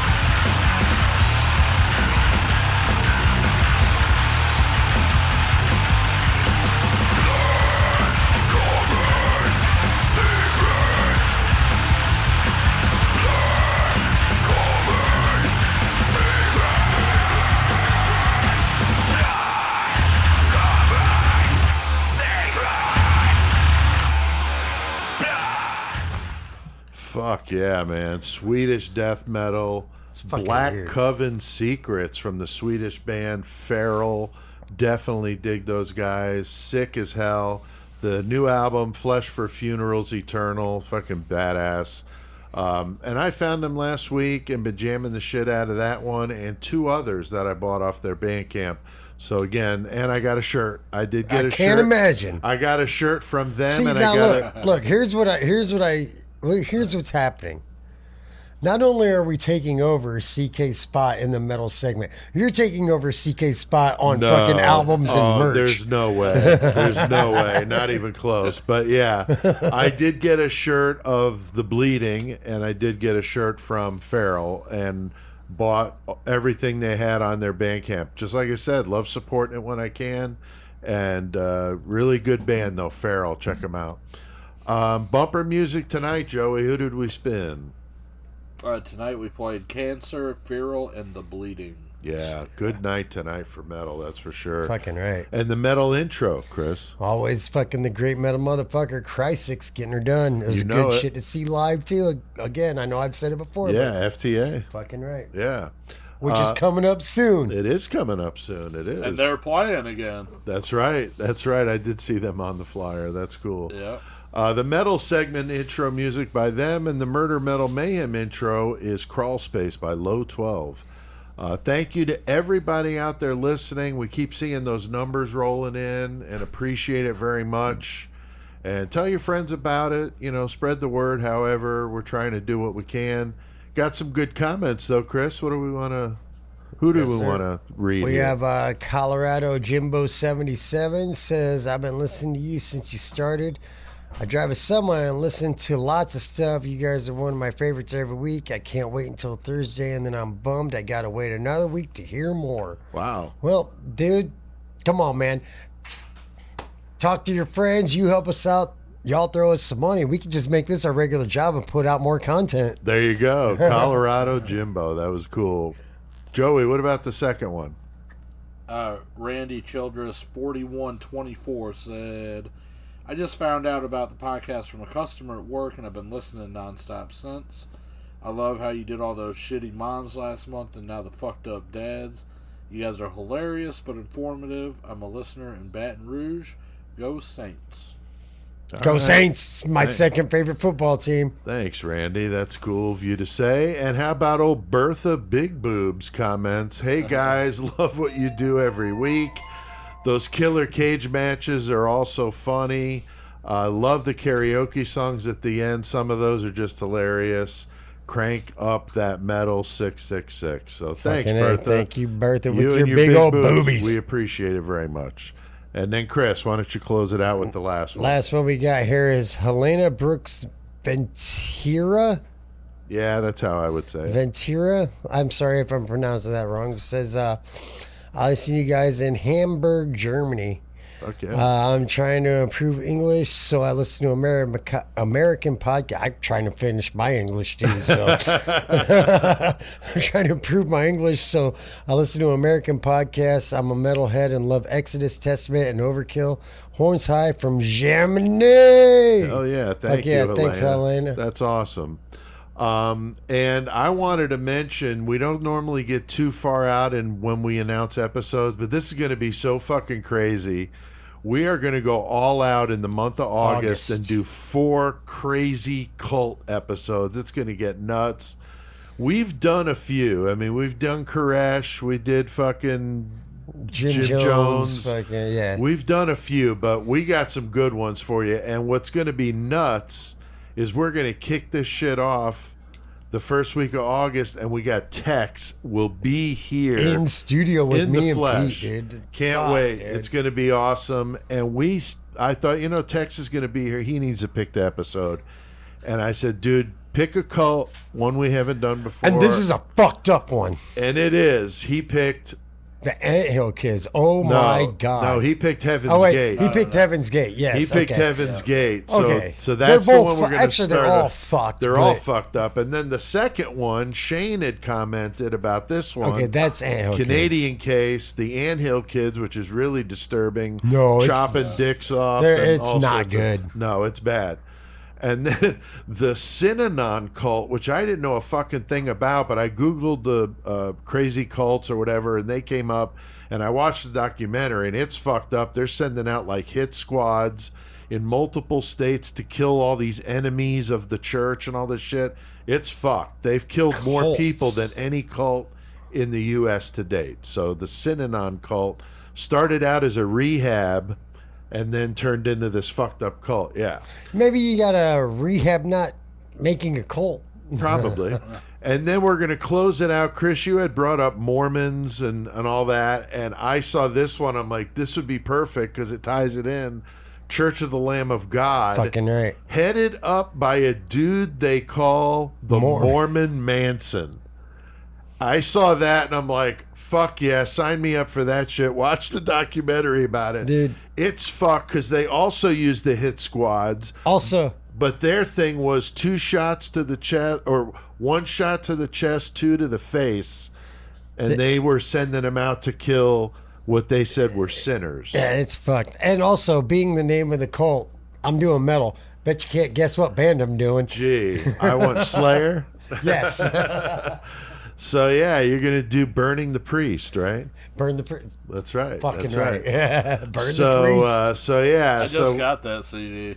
yeah, that's That- badass. dude. I remember That- Wes A dude, was week ago I found That it. Burn the Priest CD was so dope, man. Yeah, I remember Wes was turning me on to that, and I was like, damn. And then I started to not care for him as much. But we're gonna do that. So 4 crazy cults, and the Mormon Manson will close it out, and it's just wild. And we'll do that throughout the month of August. So that should be fun. And if we like it, we'll do it every August, maybe. I like the themes. You know, we've been doing the dads this month and the moms in May, so it's kind of fun. You could pick up a copy of any of my books. I got this sale going on for the summer. You can pre-order The Creation of Chaos Volume 4. I got some good perks for that. You're going to get the book early. You're going to get a poster and bookmark all signed. And then I'm going to send you a digital audio file of me reading one of the stories, which is Chapel of Bones, which is kind of the theme of it because it's all got the Bone Church stuff on all over the artwork. And so it's going to be sick. And that comes out August 25th, but you'll get it early. So go to PeteAlteri.com. I'll link to that in the episode description, as well as our website, MurderMetalMayhem.com, to fucking buy some shit on there. Joey, your distro, we're going to link to that so people could get a hold of you. Anything you need to put out about that? Not really, but hit me up if you want to order some of the Goremonger albums. I also got new Goremonger that's in the works, so I'm going to put out some new shit. And also, I'm going to be releasing an album from my buddies in Texas, Deflowered. Deflowered, yeah. Very I'm pretty cool. excited about that. Yeah, So awesome. that's all coming up. I just need to find some time to sit down and fucking pull it all together. Dude, I know. It's so hard to fucking find the time, man. It's crazy. You can get us on Facebook on Horns High Studios page or the Murder Metal Mayhem group. They kicked us off of there for our fucking... Fuck we're not even Facebook. Fuck them. Follow us on Twitter. Subscribe to the YouTube channel. Go to that Patreon if you want to help support what we're You get doing. the 666 Club. You get discounts, fucking $3 a month or $25 for the entire year. Yeah. Get it done. So you can save some money if you do it off the website. Can't let you guys go, though, without hearing a karaoke song. This one's for your brother, Michael. Oh, A little fucking blast from the past. So crank this shit up. And until next time, keep one foot in the gutter. And keep your fist beating on your kid to stop him from being a cannibal serial killer. That don't make sense. This one's for you, Michael, because I know how much you love this shit, brother.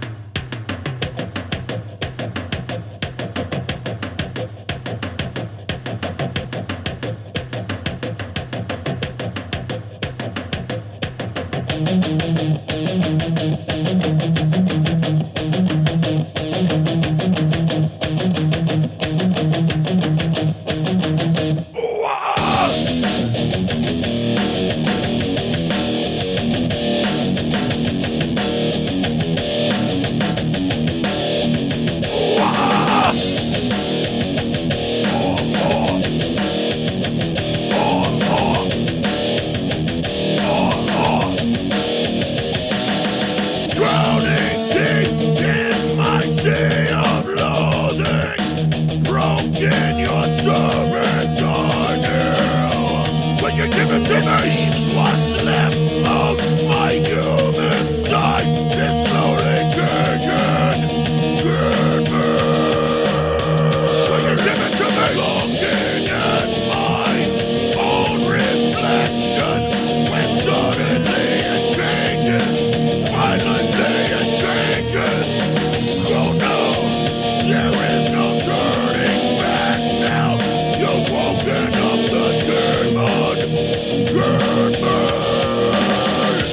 up, come on, get down with the sickness.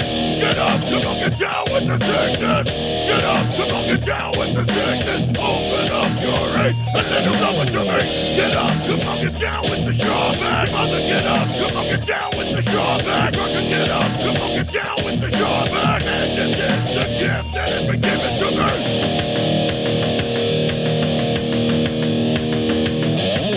I can see inside you, the sickness is rising. Don't try to deny what you feel. When you give it to me, that all that was good is died and is decaying.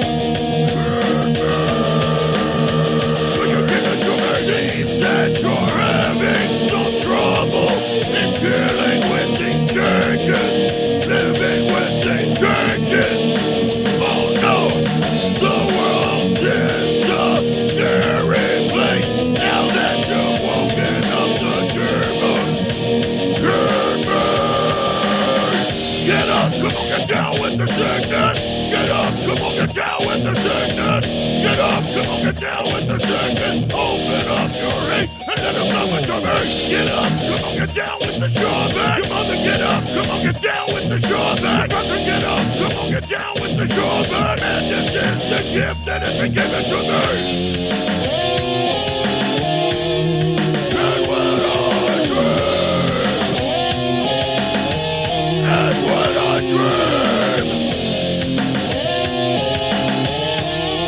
and when I dream,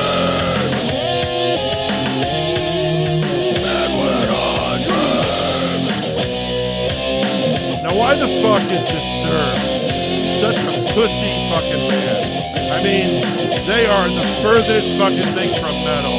They are a bunch of fucking poser ass fucking bitches with this gay ass fucking music like this. I mean, seriously, I'm not down with the fucking sickness. I'm not down with shit that has anything to do with these fucking pussy ass fucking posers.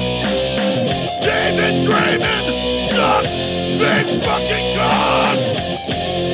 Fuck you, poser.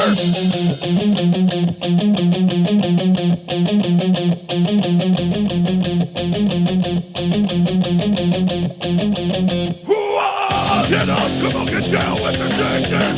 Get up, come on, get down with the sickness. Get up, come on, get down with the sickness. Open up your hate and let them know what you mean. Get up, come on, get down with the shawback. Your mother, get up, come on, get down with the shawback. Your brother, get up, come on, get down with the shawback. And this ass out, come on with me.